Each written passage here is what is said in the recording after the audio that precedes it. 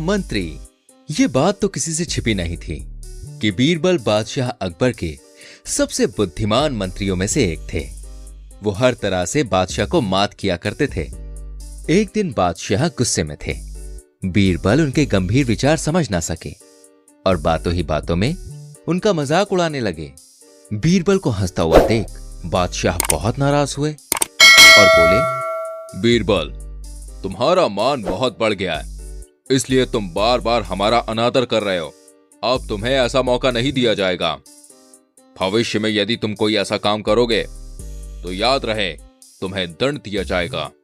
बीरबल ने अपनी बात रखने के लिए फिर कोई बात निकाली, परंतु बादशाह ने उसे बीच में ही रोक दिया और हुक्म देते हुए कहा, अभी दरबार से बाहर निकल जाओ और फिर हमारे दरबार में कभी मत आना। बीरबल ने चुप रहना ही सही समझा और वहां से वो तुरंत चले गए, ये सोचकर कि बादशाह का गुस्सा जब ठंडा हो जाएगा तो वापस बुलवा लेंगे। ये सारी बातें सोचते हुए वो घर पहुंचे और चुपचाप रहने लगे। उस दिन के बाद ना ही दरबार से किसी ने उसे बुलाया और ना ही बीरबल वहां गया। इधर बादशाह ने एक नए मंत्री के चुनाव का ऐलान किया।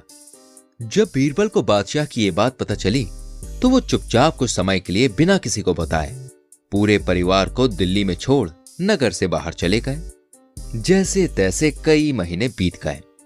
नए मंत्री आते जाते रहे पर कोई भी बीरबल के टक्कर का नहीं था, इसलिए बादशाह ज्यादा उनसे खुश नहीं रहते थे। लाचार होकर बादशाह ने शहर शहर और गांव गांव में यह घोषणा करवा दी कि जो कोई मेरे प्रश्नों का उचित उत्तर देगा वो नया मंत्री बनाया जाएगा। बहुत से लोग मंत्री पद के लिए तरस रहे थे, परंतु परीक्षा में असफल होने से लोग भी डरते थे। समय अब करीब आ पहुंचा और मंत्री चुनने के लिए सभा का आयोजन किया गया। बहुत से उम्मीदवार पहुंचे और उन उम्मीदवारों में एक था चंदन, जो दिखने में बड़ा बुद्धिमान जान पड़ता था। उसकी दोनों आंखें बड़ी बड़ी और चमकीली थीं और वो सिर पर सफेद पगड़ी बांधे हुए था। दाढ़ी छाती तक लटक रही थी और उसके कुछ बाल काले और कुछ सफेद थे। बादशाह ने कहा, आज की सभा में जो मनुष्य सफल होगा वो मंत्री पद के लिए नियुक्त किया जाएगा। यदि उत्तर देने में भूल होगी तो दोबारा उसकी सुनवाई नहीं की जाएगी। बादशाह अकबर के दरबारियों ने सभी से प्रश्न पूछना शुरू किया। पहला प्रश्न आया, पृथ्वी के समंदरों में मोती की सीपियों की गिनती क्या है? प्रश्न को सुनते ही सब उम्मीदवार चुप हो गए, क्योंकि उत्तर कोई नहीं जानता था। बारी बारी सबसे उत्तर पूछा गया तो किसी ने कहा लाख, किसी ने कहा करोड़ और किसी ने अरब। अंत में चंदन बोला, सारे मनुष्यों की आंखों की गिनती जितनी है उतनी ही सीपियों की है। उसका उत्तर सुनकर चारों तरफ से वाह वाह की आवाज आने लगी।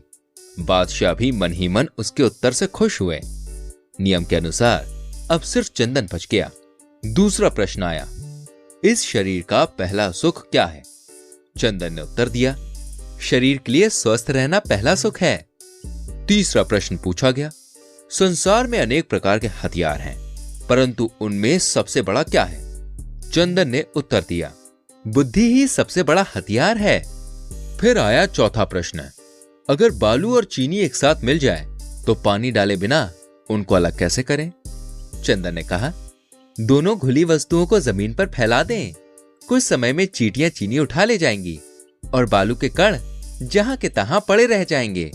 पांचवा प्रश्न पूछा गया, क्या आप समुद्र के जल को नाप सकते हैं? चंदन ने उत्तर दिया, हां, मैं भली भांति कर सकता हूं।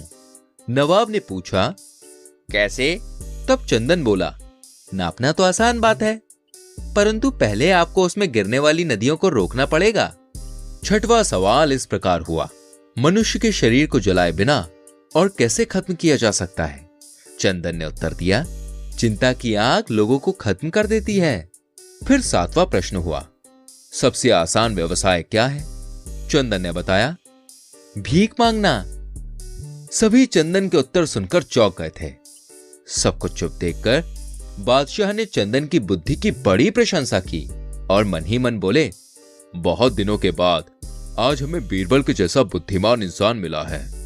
उन्होंने चंदन को बीरबल के स्थान पर रखने का विचार प्रकट किया। तब चंदन ने कहा, जहांपना, मैं मंत्री बनने के लायक नहीं हूँ। जैसे हर काम को बीरबल निभाया करता था, वो मैं कैसे निभा सकूंगा? बादशाह ने कहा, हमने बीरबल को निकाल दिया है।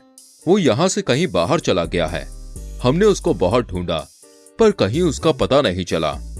चंदन ने कहा, जहांपना, आपका प्रताप पृथ्वी के कोने कोने में फैला हुआ है। यदि आप अच्छे से उसकी खोज कराते तो बहुत पहले ही वो प्रकट हो गया होता। यदि वो किसी समय स्वयं आपसे आ मिले तो फिर आप क्या करेंगे?